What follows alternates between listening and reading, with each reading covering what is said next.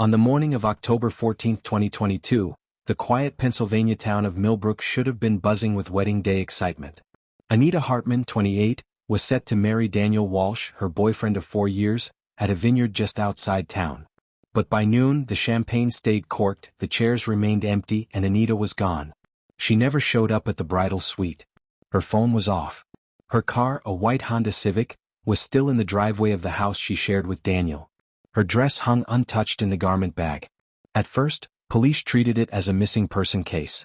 Anita was known to be responsible, grounded, and deeply in love with Daniel. Foul play quickly became a consideration. There were no signs of forced entry. Her bag, ID, and wallet were left behind. Only her phone and a light jacket were missing. Millbrook, a town of just under 5,000 people, hadn't seen a major crime in over a decade. Now whispers turned into worry. Daniel was the initial focus, as partners often are. But he passed a polygraph, had no criminal record, and his alibi, his groomsmen said he was with them all morning, checked out. 3 days in, police combed security footage from the surrounding area. A neighbor's Ring camera showed Anita walking alone down the street at 6:18 a.m., wearing jeans and a hoodie. She wasn't carrying anything. She didn't look distressed. She didn't come back. That night, her phone pinged off a cell tower 15 miles east. It was the last signal before it went dark. Police began a ground search in that direction. On day 5, they found her phone in a drainage ditch. No fingerprints. No blood. Just a cracked screen and a smashed case. By day 9, national outlets picked up the story, "Bride vanishes hours before wedding."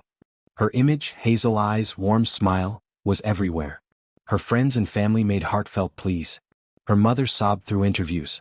Candlelight vigils were held in town square. Then came the first real break. Detectives, digging into Anita's past, found a sealed juvenile record. With a court order, they unsealed it. At 16, Anita, then Anita Rollins, had been involved in the death of her foster sister, Megan Pike, in rural Ohio.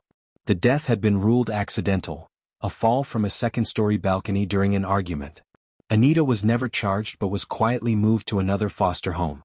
She changed her last name and started over. This revelation shook her friends. Daniel hadn't known. None of them had. The second break came from her bank records.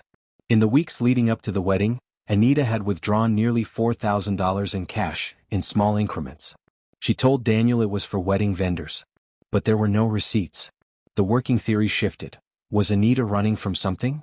2 weeks later, police tracked a bus ticket purchased in cash the day before the wedding, Philadelphia to Albany. The name used was Megan Pike.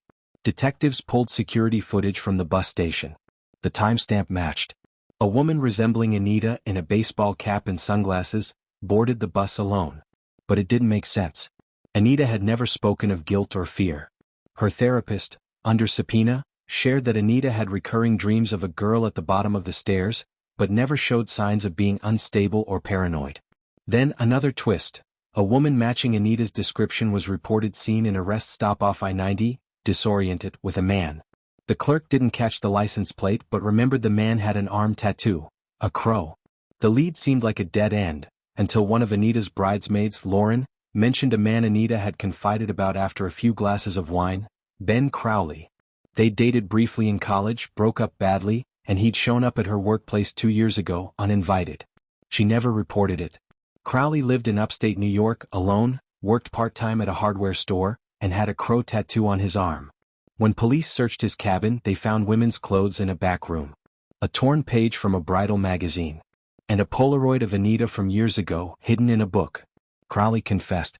He had seen the wedding announcement online, drove to Millbrook and waited. He followed Anita for 2 mornings to learn her routine. On the day of the wedding, he intercepted her during her early walk. He said she went with him willingly, but bruises on her arms told a different story. He kept her for days. Then, in his words, she changed her mind. She pretended to play along, said she still loved him, begged him to take her north. He did. At a rest stop, she tried to escape. He panicked, strangled her, buried her near Lake George. Anita's body was found 3 miles from the lake, wrapped in a wedding veil. Crowley was sentenced to life without parole. The town of Millbrook mourned the bride who never made it to the altar. But what haunted them most wasn't just the brutality of the crime, it was that Anita had spent so much of her life trying to escape her past. In the end, it caught up to her in the form of someone she thought was long gone. At her memorial, Daniel read from the vows she never got to speak. Whatever came before doesn't matter. What we choose now, what we build, that's what lasts. He placed her ring in the casket and walked away alone.